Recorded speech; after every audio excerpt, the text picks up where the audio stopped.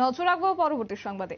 ইতিমধ্যেই সম্পূর্ণ হয়েছে রাজ্যের দুটি লোকসভা কেন্দ্রের নির্বাচন এবং এক্ষেত্রে বলা যায় এই লোকসভা নির্বাচনে বা রাজ্যের দুটি কেন্দ্রের যারা গণদেবতারা রায় দিয়েছেন তাদের এবার ব্যালট পেপার জমা পড়ল রিটার্নিং অফিসারের স্ট্রং রুমে।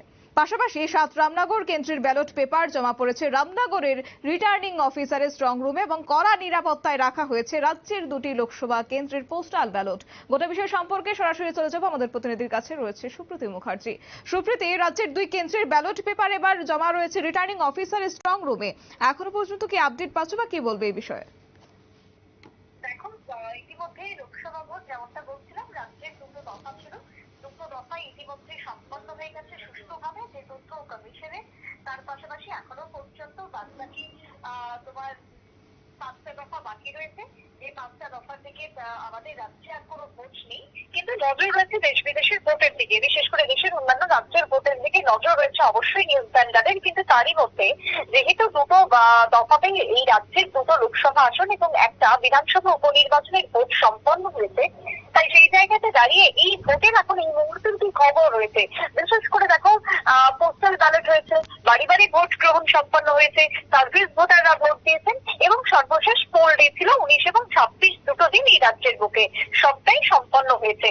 তাই এর পাশাপাশি এবার কমিশন যেটা জানাচ্ছে যে এখনো যে আপডেট পোস্টাল ব্যালট নিয়ে যে আপডেট আমরা পেয়েছি, তাতে করে বলতে হয় দেখো পশ্চিম ত্রিপুরা লোকসভা আসনে যেহেতু ভোট ছিল আগামী গত 19 এপ্রিল, তাই 19 এপ্রিলের ভোটকে কেন্দ্র করে তোমার 13 এবং 14 তারিখে ছিল এই ভোটে পোস্টাল ব্যালটের মাধ্যমে ভোট গ্রহণ প্রক্রিয়া।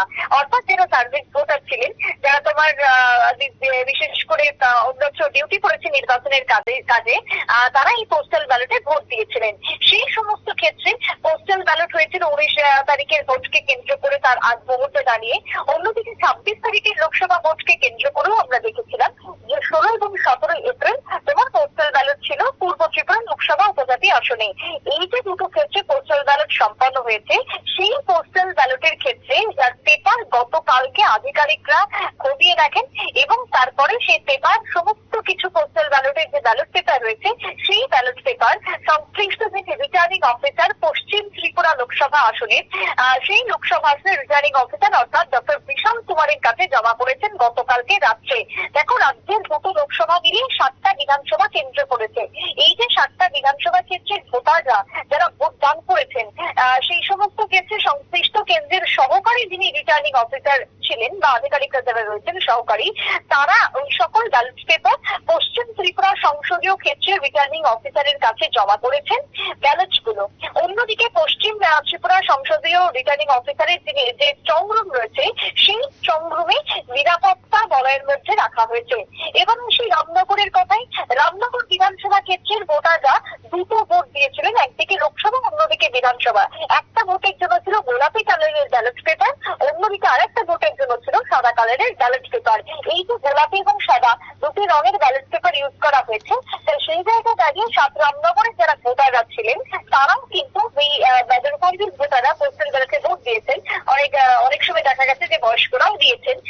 তাদের যে ভোটার যে ব্যালট পেপার রয়েছে, সেই ব্যালট পেপার রামনগরের যিনি উপনির্বাচনী আধিকারিক ছিলেন রামনগরের ক্ষেত্রে বিপুল দাস, তার কাছে জমা করা হলো।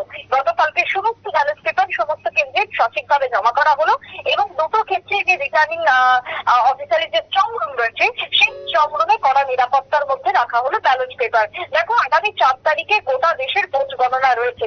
গোটা দেশের সঙ্গে এই রাজ্য ভোট গণনা হবে আগামী 4ই জুন। আর সেই 4ই জুনকে সামনে রেখে স্ট্রং রুমে যেরকম ব্যালট বক্স রয়েছে নিরাপত্তার মধ্যে, তার সঙ্গে এই ইভিএম যেরকম ভাবে রয়েছে নিরাপত্তার মধ্যে, তার সঙ্গে ব্যালট পেপারকেও রাখা হলো নিরাপত্তার মধ্যে। কড়া নিরাপত্তা প্রকার আত্মসাত নিরাপত্তা রয়েছে উমাকান্ত ময়দানে, যে উমাকান্ত স্ট্রং রুম ব্যবহার কার্যপক্ষে তৈরি করা হয়েছে। একদিকে তোমার পূর্ব ত্রিপুরা লোকসভা আসনের ক্ষেত্রে 12টা স্ট্রং রুম রয়েছে, পশ্চিম ত্রিপুরা লোকসভা আসনের ক্ষেত্রে 8টা স্ট্রং রুম রয়েছে। যে 8টা স্ট্রং রুমের মধ্যে তোমার পশ্চিম ত্রিপুরা লোকসভার মধ্যে যে 14টা পড়ছে বিধানসভা নয়, যে 14টা পড়ছে তোমার এরিয়া, বিশেষ করে 14টার ক্ষেত্রে তার গণনা হবে, এমনটাই কিন্তু জানানো হয়েছে রিটার্নিং অফিসার থেকে শুরু করে রাজ্যের মুখ্য নির্বাচনী আধিকারিকের পক্ষ থেকে। শতাব্দী। একদমই ধন্যবাদ সুপ্রীতি।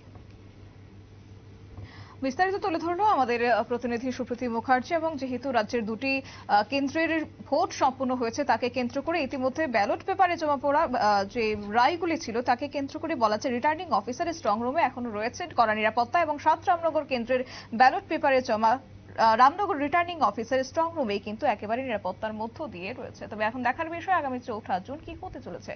নিয়ে নিচ্ছে ছোট একটি বিজ্ঞাপন বিরতির সঙ্গে থাকুন।